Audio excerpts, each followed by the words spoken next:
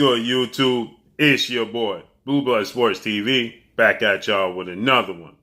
So, British superstar, 2-division world champion, Ricky the Hitman Hatton, says that he is seriously concerned with the approach to this trilogy match for his good friend, undefeated 2-time heavyweight world champion, British superstar boxer, Tyson the Gypsy King Fury, ahead of his highly anticipated trilogy match with former Olympic bronze medalist, former WBC American heavyweight world champion, superstar boxer, Deontay the Bronze Bomber Wilder.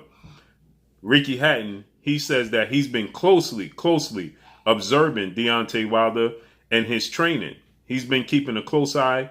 He's been paying very close attention to Deontay Wilder's approach. He says that he is going to be a completely different fighter going into this trilogy match than he was in the first 2 previous fights. Ricky Hatton gives Deontay Wilder a lot of praise. He says he's doing everything right now. He's starting to hide his right hand. And if you listen onto my show Monday through Friday, 5:30 to 6:30, 6 p.m. Eastern Standard Time, my co-host, Curtis Anderson, who is a historian in the sport of boxing, he says that he truly wished that Deontay Wilder would develop a punch that would hide and disguise his right hand.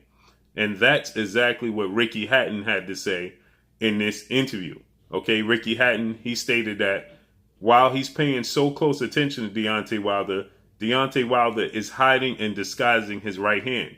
He said before he would telegraph his right hand because he was so comfortable with landing that big right hand. He even went back into Deontay Wilder's interview, his pre-press fight conference with PBC and Ray Flores, when Deontay Wilder, he stated that he fell in love and he got comfortable with just landing the right hand. When you are a fighter the caliber of Deontay Wilder and you know how to place a punch and you would have the highest knockout percentage in the history of the sport of boxing, knock down and knock out every opponent you ever faced, including knocking Tyson Fury down twice, you get comfortable understanding that it's all about punch placement and that you have the equalizer. So losing rounds is not a big concern. So Deontay Wilder says that's something he's rectified in this training camp, in his build-up, in his preparation for this trilogy match. And Ricky Hatton says that he believes that this is truly going to be a revamped Deontay Wilder.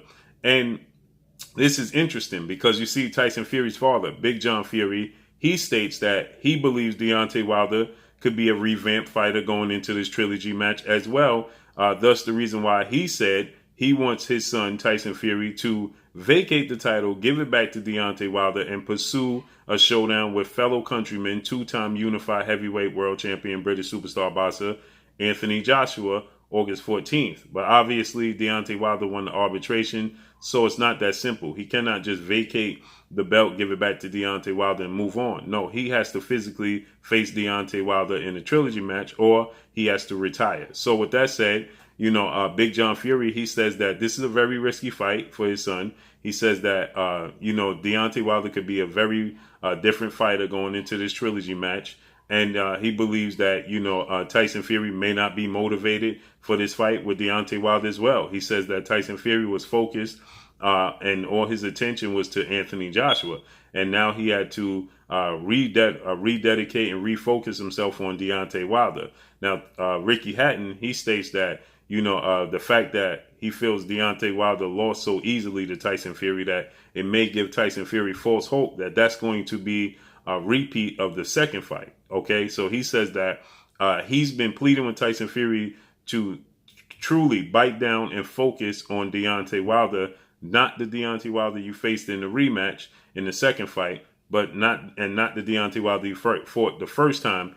But you got to go back in past fights or even prepare for even better versions. So Ricky Hatton says that this version of Deontay Wilder may just very well be the best version of Deontay Wilder that we've ever seen. He says that he's hiding his punches. He says that he's moving around the ring.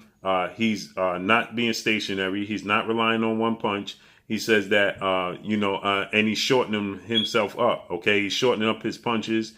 He's paying close attention to detail. He's going to the body. He says this is all muscle memory that he can tell Deontay Wilder has been working on for quite some time. This is not something that he just picked up overnight. He says that he's doing everything right with his new trainer, former heavyweight American title contender, star boxer Malik King Scott.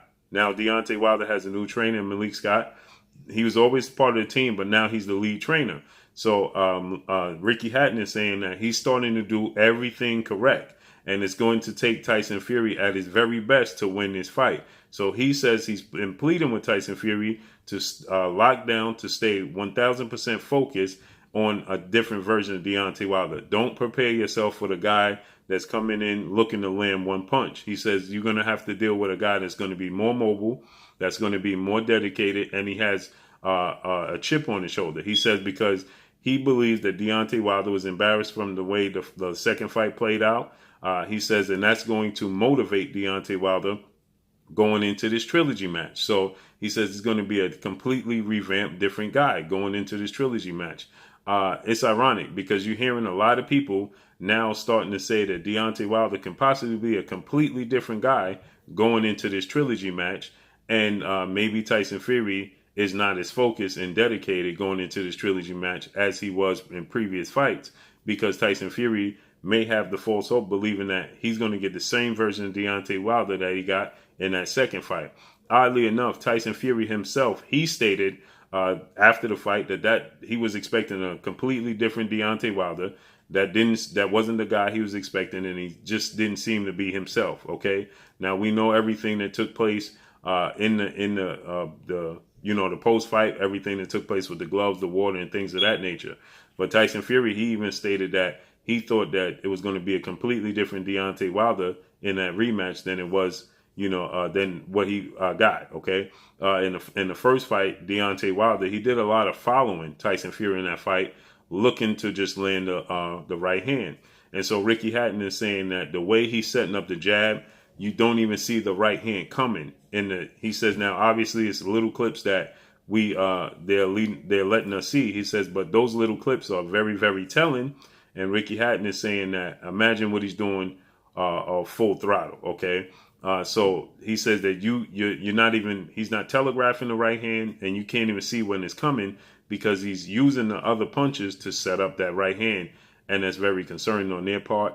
And he says that Tyson Fury has to be completely focused on a different version of Deontay Wilder to win the fight. Now, obviously, Ricky Hatton, he still is going to side with Tyson Fury as to who wins the fight. So he says that he believes Tyson Fury will be 1,000% focused. He believes that Tyson Fury will be, the best version of Tyson Fury.